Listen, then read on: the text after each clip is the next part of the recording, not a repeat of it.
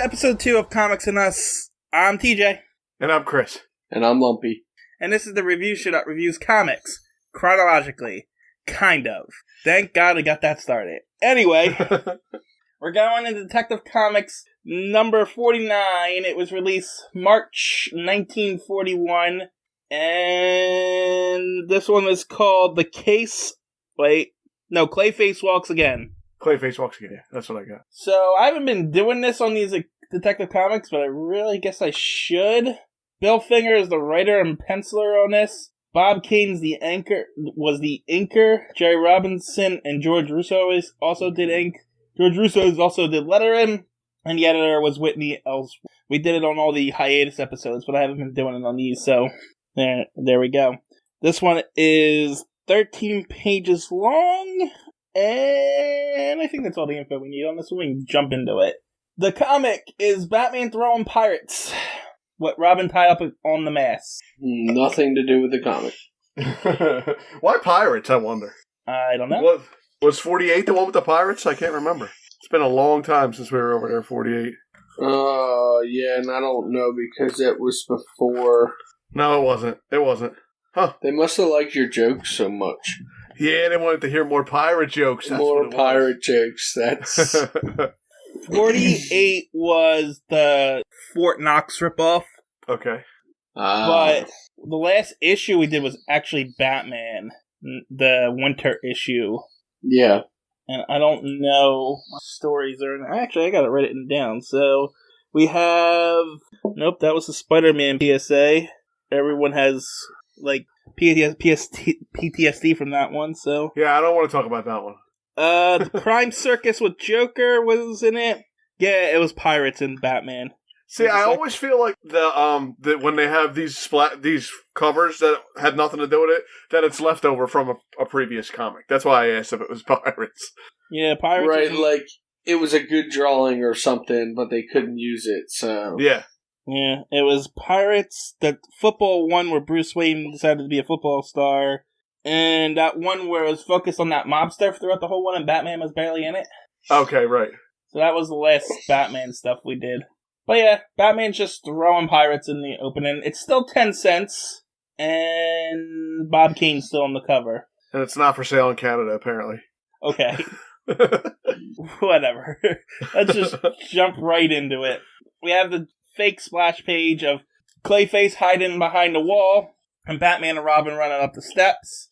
But it has nothing to do with... This scene's not in the comics, so... And Clayface is green, which is weird. Wasn't he always green? I don't think he's green. Yellow on mine. He's yellow on the front page? Yeah. The wall behind him is green on mine. I know he puts on that makeup to cover up his identity and stuff, so... So maybe. But no, he's the same color as the wall on mine. Yeah, it's mine too. No, he's yellow on mine, but the wall's green behind him. Oh, yours is stupid. Before we get into this... Mine's better. Yours is stupid. Mine's the best. Before we get into this properly... Alright, so before we get into this properly, I wanted to bring something up. I did a review of Captain America cereal a couple weeks ago. Okay. And the similarities between that Captain America and this Batman were unbelievable. Really? Yeah, Captain America in the 1944 cereal, first of all, kills 19 people in that cereal. Really? And he has no shield, he wields a gun, and he drives around in a stupid car in costume. Really? Well, he's a soldier. Not in this version, he's a district attorney. What? Yeah. He's not Captain America, district attorney. Yeah, but he's not Steve Rogers either. His name is Guy Gardner. No, it's a Green Lantern that I got into last episode. But something Gardner. Oh. Yeah. Weird. But it was Captain... there was even one scene in that serial where Captain America was getting changed in his car. Literally putting his man's car in the car. So, I think they read Batman. Was it after the Batman? Yeah, because it was 1944 and this came out and Batman was 1938. Oh, okay. So I think there was a lot of similarities between in the 40s between all the heroes, is what I'm thinking. Yeah. Well, and also there was a lot to be said about the time. You know what I mean? things that were going on in the 40s, detectives and stuff were kind of a big deal. So, well, I always felt like, they got Batman over there at DC. Let's think of something scary that we can make a man of. How about spiders? Spiders are scary. Let's do Spider-Man. That's kind of how I feel like it went. Yeah, it's true. Except Spider-Man didn't come out until the 60s. Really? Was it that late that Spider-Man came out in the 60s? Yeah. Wow. So, it was just very striking how it all was, like, I was watching it, and if I just watched that on its own, without reading these comics, I would have never pieced it together. But seeing them and doing this podcast, I was like, wow, 40s were just brutal in general. So was that based on a comic? What, Captain America? The movie that you watched. You would think so, but no, it had nothing to do with the comics. Yeah, it's just so weird. It has nothing to do with the comics at all, because I'm like, I don't recognize that name at all. In that review, I mentioned this could be a story without Captain America. Oh, really? Yeah, because it literally, he's not even in costume. He's fighting as the district attorney. The district attorney's doing all the cops' jobs, doing all the investigating and stuff. Are you sure it's supposed to be about the Marvel Captain America and not just some other Captain America? No, because that Captain America is actually canon in the Marvel Universe because they, mentioned that Steve Rogers actually played the part. That's the show that they played for Captain America in the Marvel. Captain America is played by this guy in that universe. Oh, really? Wow. Yeah, that serial exists within the Captain America because, Captain America is popular, so obviously they made a show about it. I mean, it's famously depicted in the Captain America movie and first Marvel movie with Captain America in recent years, where he's the movie star and stuff. Yeah. Except they did it differently. Weird. Yeah, it is. It was very strange and very striking, the similarity. So that is weird. Never seen it. I'm gonna have to check it out though. I don't think you will.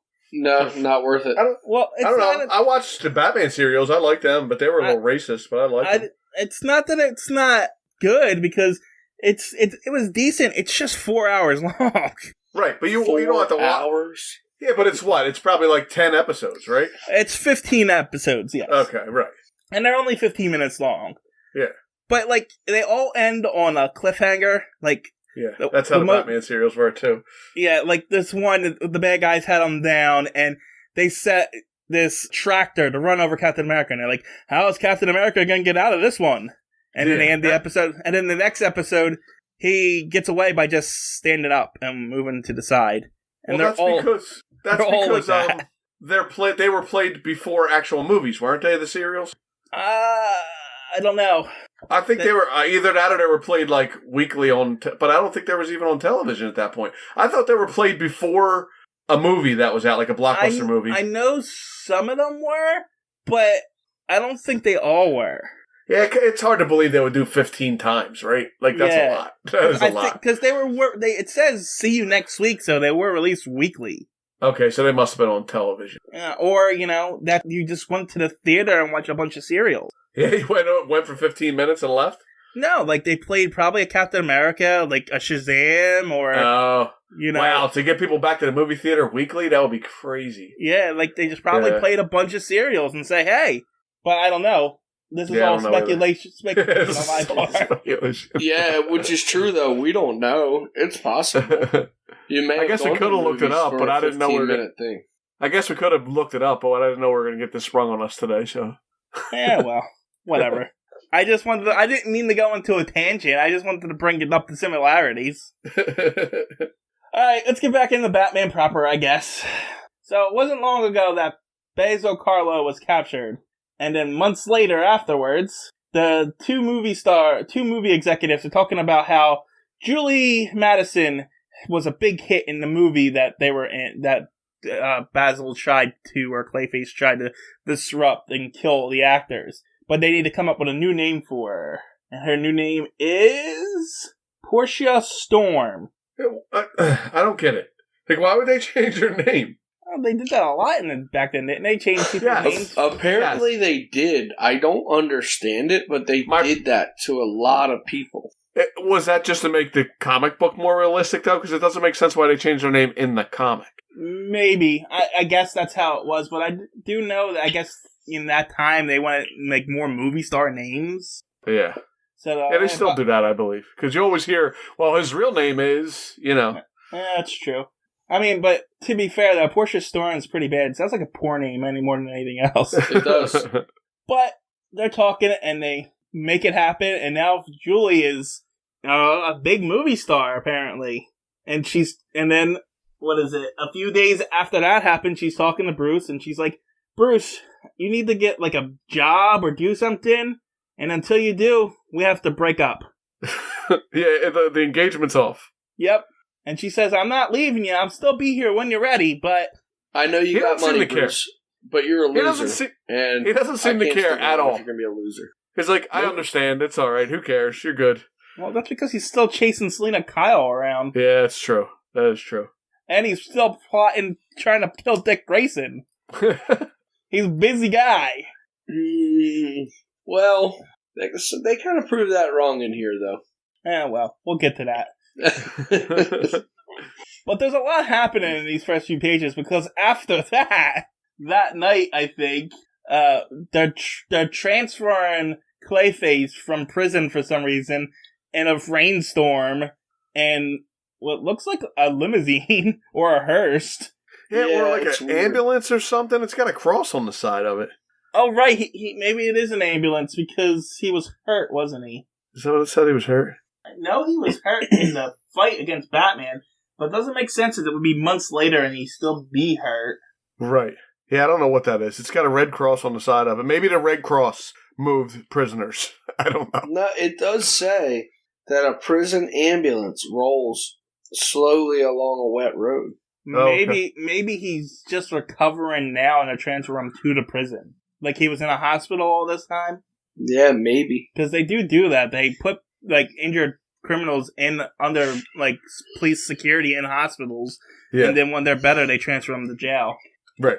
Anyway, these people are idiots, and they crash off the side of the road. What are the chances? Yeah, and I guess they're dead because Clayface escapes. Yeah. And then, good. How does he even know? Oh, I see. Never mind. He goes to like a hotel or something, right? No, he goes to a makeup place and starts robbing the makeup artist. He does. He just happens to find a makeup place? I guess. Straight from the wreckage to a makeup place. A movie makeup supply store. Moments later. Like, so he literally gets out, goes right to this makeup place. Well, he must have crashed really close by. It was a very convenient crash. No, I think in the 40s there was like a makeup place on every corner. A movie makeup place on every corner. Yeah, I guess it depends on what city you're in. I guess apparently Gotham is pretty popular with movie sets, so... I don't know. I figure we're just making stuff up earlier. We could just make stuff up too here. Mm-hmm. Okay. So Clayface steals makeup, and he becomes Clayface by putting on his green makeup. Yeah, and Lumpy, grabs a knife. Lumpy said it was going to say it's yellow, but that's beside it. It is. It's yellow. It's yellow makeup. So, I'm assuming it's the next day, but the paper explains how Clayface has escaped. And then Bruce and Dick are like, I guess we gotta go save Julie again. And they get in their stupid red car. It's red again. I almost can see his license plate, too. Huh? I can almost see his license plate on the front of that red car. Yeah, it's probably registered to Bruce Wayne. We've already had this conversation. It's ridiculous again. But it does have the bat on the front. It does? Not on mine. It just looks like a triangle. Yeah, it's the bat, though. If you zoom in, it looks like a bat wing. It's hard to zoom in. I have paper. Hold on, let me try and pinch and pull. No, it's not zooming in. You don't have a magnifying glass? Again, mine is better. So they go to the movie set because Julie's filming a new movie, apparently. Porsche, you mean? Whatever. Whatever she wants to be called. And Batman and Robin split up to look for Clayface. And Batman's on a yacht, they say. I guess they have a yacht in this movie theater. It's a yacht set. They explain it that it's a set. Like, it's a yacht set. So but only for 3 panels, or 4 panels is the yacht set. Yeah, but I mean, he's not actually on a yacht, but it looks like he's on a yacht. Right, like they had the castle in the first Clayface comic. Right. Yeah. Well, Batman finds Clayface pretty easily, and Clayface throws something at him. They call it a fire hook, but I don't know what a fire hook is. A what hook? A fire hook, they call it. I thought it was a harpoon. Yeah, I don't know. It looks like a harpoon, but they call it a fire hook. Yeah. I don't... He reaches the yacht wall and seizes a fire hook and hurls it at Batman. Oh, you know what it is? It's a poker for, like, stoking a fireplace. Oh, that makes sense. Fire hook. Now that I look at it, I see it's a fireplace, like poker. Why is it hanging on the wall of a yacht? I have no idea. That's why I assumed it was a harpoon. Yeah. But now that I really look at it, I have one, like a fire poker for my fireplace. Don't and throw I it get at it now. I will. If Batman comes in here, I will throw it at him. Anyhow, Batman tackles Clayface as he's trying to get away, and they have a little scuffle. And then I think he throws a brick at his head? Wait, no. First we got a Godzilla versus Kong thing here, where they're like fighting over the giant city, or the small city. The two titans battle over a miniature city, and I think he throws a building at him. Is what I think he throws at him. No, it's a train. Oh, it's a tiny railroad train. It's a railroad train. Yeah. They looked like, I didn't read the words, I just looked at it. It looked like bricks to me. That's why I didn't see the city. It does look like a brick, but they're in the city, and he picks up a toy train and throws it at Batman and knocks him out. I read this comic yesterday, so I'm going on memory here. But the toy train apparently stunned Batman, and then we get one of those cereal things. It's crazy. Serial cliffhanger thing. Is the Batman doomed to a mangled death? Will the hurtling monster claim the Batman as his victim? I'll never understand. This is like the 20th time, I think, that this happened in these comic books. Why would he send a truck towards Batman, jump out, and not look back and see if that truck hit Batman? Because he has to go find Robin. And he knows it's going to work. You can't wait 3 seconds to go find Robin and watch Batman get splattered first? He doesn't like the sight of blood. Maybe that's it. My question is, I don't know why they did a cliffhanger here on this panel when the next page we just keep going. Yeah, but I think we get another cliffhanger, too. Yeah, we do. We do? Yeah. Well, Clayface sneaks up on Robin and knocks him out with something. Yeah, it looks like a blackjack, maybe. Anyway, that's Robin knockout number 7 as he gets hit in the back of the head, and you know that's an instant KO. Oh, yeah, he's out. And I guess they're back at that castle set that they were in the previous Clayface I thought the same thing when I saw that. Yeah, it looks like it. And Clayface's like, alright, I'm going to kill Robin now. And he sets the whole place on fire. Now it is Robin whom Death taps on his shoulders. Is this the night to see the end of the dynamic duo? Yeah, why do they keep doing it? I don't know. It's weird. And now back to Batman. I mean, it works. It works. And if this was the old TV show, it would say, meanwhile, back at where Batman is with the truck. It does say, meanwhile, in the next panel. Yeah. Meanwhile, one of the Dark Knight. It does. See, I think this is where they got all that stuff in the TV show. Maybe. And then they go 3 panels and they say, meanwhile, back at the fire. Yep. Meanwhile, behind the facade of this innocent-looking bookstore. Go ahead, so the truck's coming towards Batman. And instead of jumping out of the way, like to the right or to the left, where it's safe, he decides to jump underneath the truck. Yeah, and we know that he can jump really high and really fast because he has, super muscles or whatever they say all the time. And instead he just lays flat and hopes he doesn't get run over. He's got a bat rope. He's got a bat rope too, you're right. Anyhow, there's a bunch of fire people there trying to put out the fire. And then Batman shows up, douses himself in water, and says he's going to go in and save Robin. Is that how that works? Is that how that works? Can you just, wet your whole body and run through fire? I don't think that's how it works. If you have a cape that holds water the way the Batman's cape does, then yes, you can run through fire with your cape. Okay. Don't try this at home. I do see that a lot in fiction, though, that people dump water on themselves and go running through fire. So there's got to be something to it. I kind of feel like the water would just boil and burn you anyway, right? Or dry off pretty fast. Yeah, I'm warning you that if you douse yourself in water and run into a fire, it will go away very fast, and it will burn you. There's a reason why firefighters wear them big, uniforms. Because, yes, and don't just douse themselves in water. If that was the case, they could just all get under the hose and run into the fire. I understand what you're saying, but I think the idea is he doused himself in water because he's not planning on standing in flames. He's planning on jumping through them and hoping that the moisture holds it off long enough so he can get through those initial flames. Okay, so now he saves Robin here. Is this why you're saying that he proves the theory wrong that he's trying to kill Robin? Yes, he saves Robin. Yeah, but you know why he did that? Look at all these people standing around. He can't let people know that he just left Robin in the fire. He's got to make it look good. Clayface did it. He didn't have to save him. No, but he's there. I have a different theory. I think he wants to be directly responsible for it, so he had nothing to do with it. So he literally wants to kill Robin, not have him killed. He wants to kill him. Yeah, he didn't send Robin into this fire, so he doesn't get credit for it. I see. I mean, he sent Robin on his own to fight Clayface. Yeah, but he always does that. Oh, he always does that. Right, trying to kill Robin. Right, no, but see, this time they didn't know Clayface was even here, though. You get what I'm saying? This was just an investigation. He didn't have time to plan it out. I got a better theory. I think he knew Robin was going to be able to get out on his own, so he had to make it look like he was going to help him so Robin wouldn't know that he's trying to kill him. That's true, too. Yeah, it's going to be harder to kill somebody if they know you're trying to kill them. That's fair. Plus the hoses would have woke up Robin.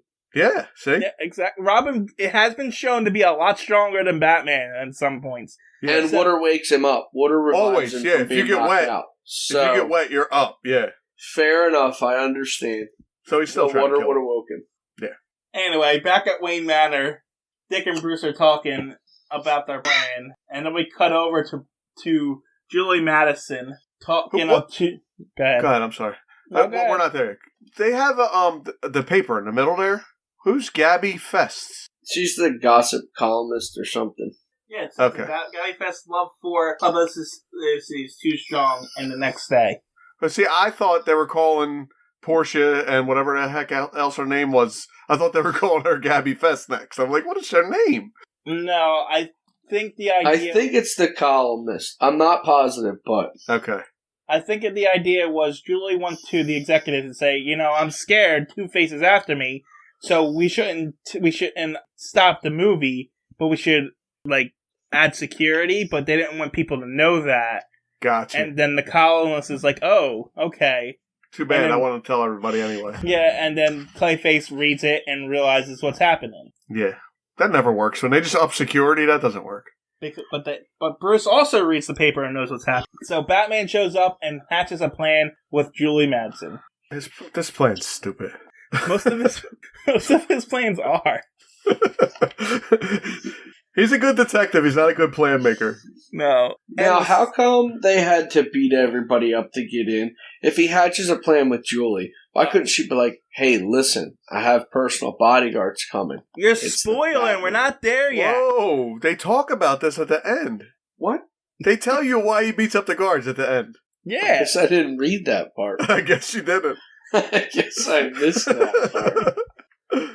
Anyhow, Clayface manages to steal a cloak and just walk right into the movie theater past all the guards and stuff. Well, if you have a cloak, you can just... They can't see you. It's an invisibility cloak. And it happens to be purple, like his outfit? But, in the next panel, the guards are stopping Batman and Robin coming in because these masked freaks are the people trying to kill Julie Madsen. But a cloak's okay. Yeah, well, if Clayface would have covered his face with a mask, then they would have stopped him. But he had just a cloak on, so he was good. I see. But, Batman and Robin beat up the guards. Yeah. Go into the movie set after, he's, swings them around and stuff. Clayface is up in the castle with a bow and arrow. I don't know why. Yeah, and somebody either knew he was going to have a bow and arrow, we'll find out later, or something. I don't know. And he apparently shoots Julie Madsen in the back. Who has the same cloak on as he does, which is weird. I don't think that's the same cloak. She's wearing the dress, and a couple panels up where Robin's holding her. Yeah, but it's got a hood on it and stuff. But if you go back, when Clayface takes the cloak, everybody on set has cloaks on. Julie has them on, and all the other people have them on. They're different colors. Yeah, I do see that now. All right, so that makes sense then. Well, he shoots Julie in the back, but Batman runs up and gets kicked in the face. And then Clayface is really agile and jumps down the steps after him. Yeah. And then they get into a fisticuffs fight. Well, he tries to stab him first, and then they get into fisticuffs. And then I guess Batman wins. as the executives go to check on Julie, but it wasn't actually Julie. It was Robin in the cloak. And for some reason, Julie's dressed up like Robin. I don't know what that is. That's why I said it's a stupid plan. Why is she dressed? And they said under her cloak, she was already dressed like Robin. Yeah, I don't know. Why? Why would she? And what if Clayface decided he wanted to kill Robin first? I am confused at. So Dick still has his Robin costume on. So did they make a new costume just for Julie? Oh no, Batman's got like 7 of these costumes prepared because he's waiting for them to kill Dick so he can make a new Robin. Right, He just almost had it. Well, the arrow almost killed him. He doesn't have a personal grudge against Dick. He just wants to kill children. Maybe that's what it is. He likes to kill children. I don't understand. He's got some kind of crazy contraption on Robin. He says in case Clayface had a knife, right? Yeah. Yes. But he only put it around his torso. So what if, like, he would have stabbed him in the head?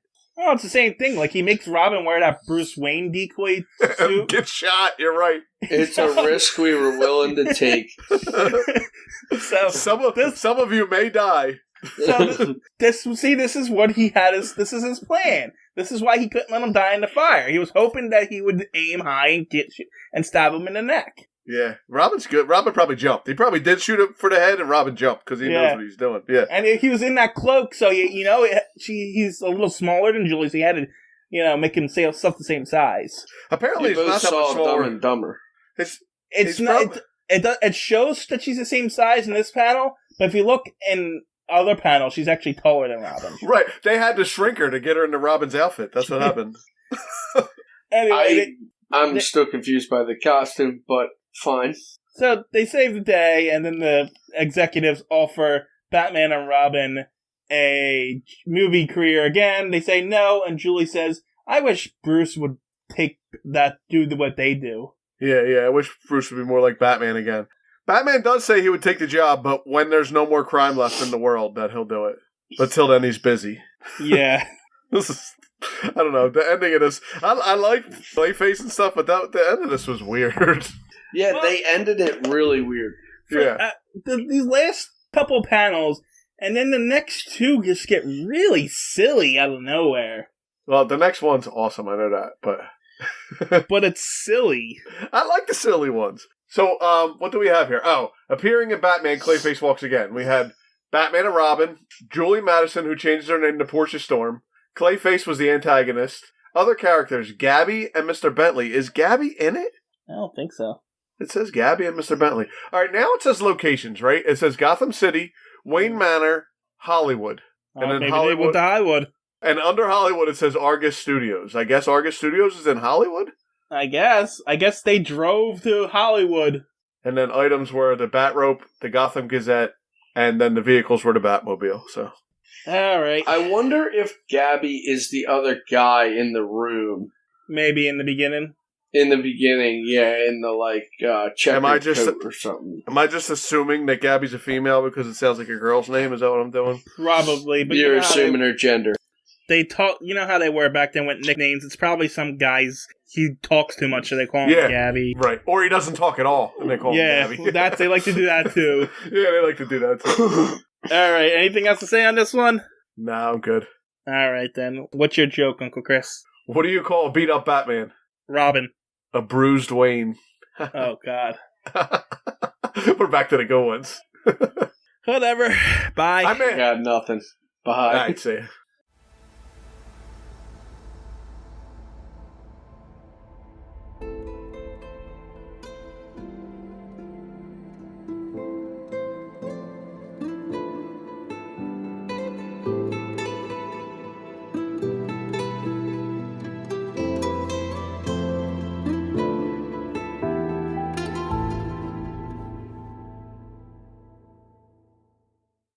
TJ here from Comics and Us, just here to plug the social media.